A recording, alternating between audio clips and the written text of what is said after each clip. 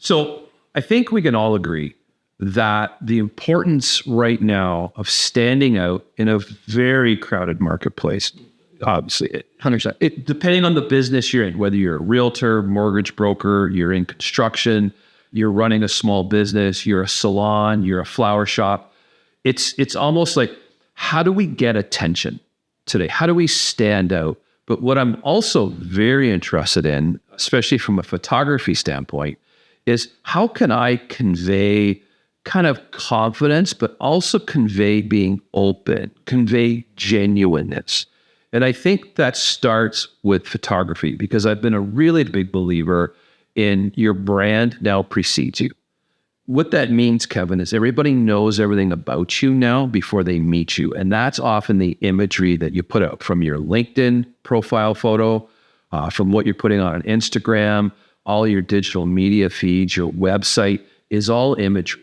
And I'm fascinated with how you professionally help people convey kind of that look. Like, would you agree this is important? Yes, 100%. Like, I think one of the biggest things is confidence. Okay, so for photos online is obviously to show who you are, what you do, and then also the types of photos you share will also communicate different things. So when you're talking about confidence, being open, those things all really matter. Some people maybe, depending on your brand, don't want to seem as open. Maybe want to seem more mysterious. I mean, I think the average person who's trying to get business wants to seem open and approachable. And that's why I think having really solid headshots, branding photos, that's where working with a photographer who knows how to actually pose you in a way that makes you look confident and makes you look great is going to be super important. I think a great word too is genuine. Yes. Right? So naturally, my background in nonverbals, I'm seeing it almost everywhere, from the level of your chin, how you hold your shoulders, your eyes.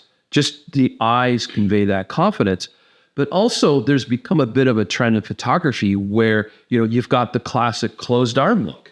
And I know that's always been built to convey kind of that pose and confidence. And for many aspects, this does not mean I'm closed, but most humans will determine that's what it is. In fact, I'll be in a room full of people and say, what does this naturally represent? Oh, your clothes are not approachable. In actual fact, this is comfort for some people. It could be a cold room. But understand, if you're taking photography and you create a barrier between you and the other person, that barrier now sets off an adversarial relationship. Same thing with your hands. Hidden hands mean you're hiding something. Now, that is a nonverbal rule. Now, there's going to be tons of disagreement on this, but a hidden hand, hands in pockets, for males, I often caution males putting their hands in their front pockets. That's known as genital framing. It's very primal in nature, but you've got to be very careful of how you place your hands, your arms, and more recently, I've been seeing actually ventral denial in photos, where people will actually turn and they turn across a shoulder. They actually put a shoulder and crossed arms as a barrier. Then they lean back. Now, here's the thing. They raise their chin. So when I raise my chin, I expose kill points. You're not a threat to me. So for my branding, I'm conveying that kind of confident stance, pose, corporate. How you're reading it is, very pompous, very adversarial. You would never do that in photography. No, one of the biggest things is most photographers are self-taught. Most photographers didn't go to school for photography, and most schools for photography, I don't think, teach posing from at least the standpoint of body language and what it actually conveys. So then you look to what everyone else is doing. You look around the room and say, okay, well, everyone else is getting people to all the realtors to pose like this. Yeah, and so look up. Look up it was phenomenal. I mean, I was guilty of that when I first started, so I'm not going to pretend I didn't do it. You did my branding. Yeah, right? Yeah, so I think it just takes time and then learning about that and even learning about, okay, well, when you're saying, like, how do the arms crossed? I was talking to someone about this yesterday during a session because they wanted to have their arms crossed. So I was talking about, yes, it doesn't always mean that, but you're putting a barrier between you and the viewer of the photo. I said, but in context of the conversation, as we were talking, I said, yeah, my arms are crossed right now. Yeah. Look at my legs. My legs are crossed. That means I'm not trying to get away from you because I'm comfortable. Comfort, legs up. But if you don't see that, you also don't have the context of me and the client, we're talking for 10, 15 minutes already, and then we're both comfortable with each other, you just think, oh, he's closed off, right? So I want to make sure that I'm posing people and also my body language as I'm even working with people. In conveying that. Exactly. Even when I'm posing people, when I'm talking to them, I make sure my hands are out. I make sure I'm talking with like open arms. This way it shows that I'm open too. Well, it's how we shake hands. I'm not a threat. My hands are open. Yet it's interesting when you're with someone who's not confident, more of an introvert, what they'll tend to do is, again, fold their legs under a chair.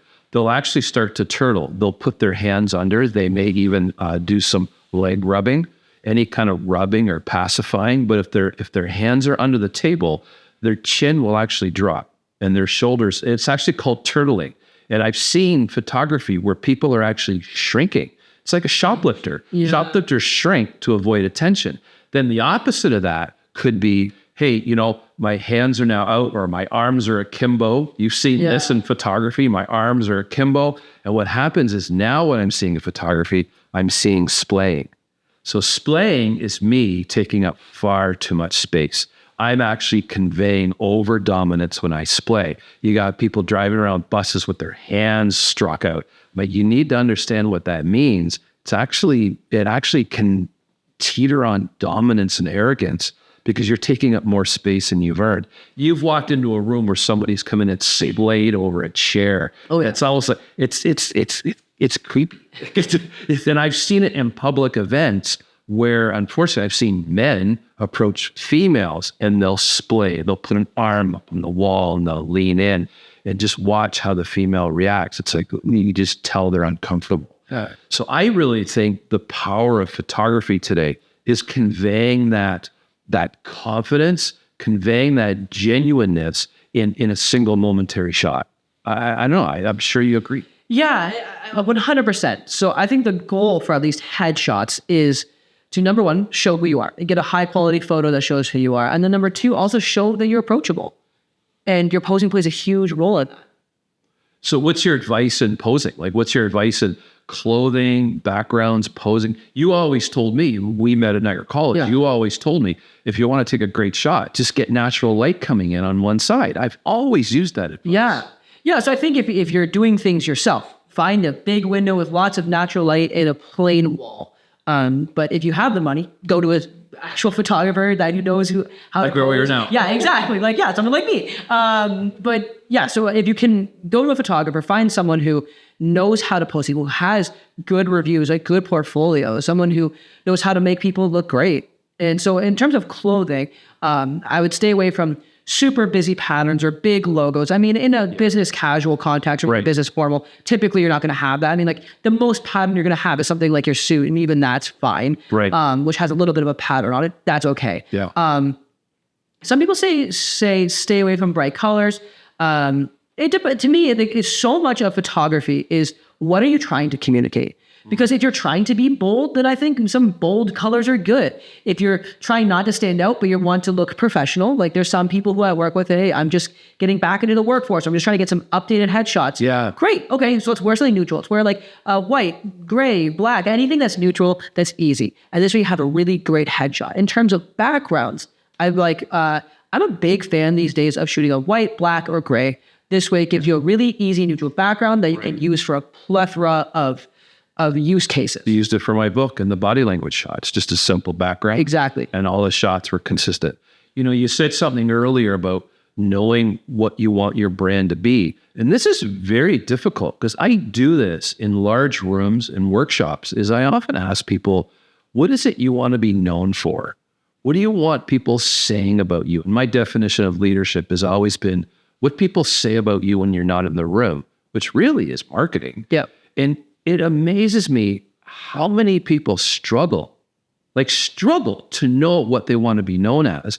And then they're going in for photography and they don't really know what they want their brand to be. And then here you are having to kind of inquire during the shoot. Yeah. I just don't think that's fair. Yeah. And I think even something that I've been trying to do over the last year or 2 years is instead of doing that even on the shoot, try to even take a step back and plan beforehand. What are you trying to communicate? This way they can come and prepared with the right clothing, with even the right attitude for them to know. This way it helps them mentally prepare.